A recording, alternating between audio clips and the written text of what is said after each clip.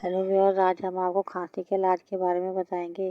गले में किसी भी वजह से पैदा होने वाली खराश को जिस्म खांसी के ज़रिए से इसका सदुपयोग करने की कोशिश करता है। खांसी जिस्म का कुदरती रद्द-ए-अमल है, जिसके ज़रिए से आपकी सांस की नाली, जरासूमों, ज़रात, जलन, बलगम और रतूतों से निजात पाती है। ये वाकई आपके जिस्म का एक हिफाज़ती तरीक़ाकार है। खांसी के ज़रिए आपका जिस्म आपकी सांस की नाली में किसी भी गैर मुतल्लका ज़रात के दाखिली रास्ते की हिफाजत करता है। कोई खांसी अगर हफ्तों ख़त्म ना हो तो वो नुकसानदेह होती है।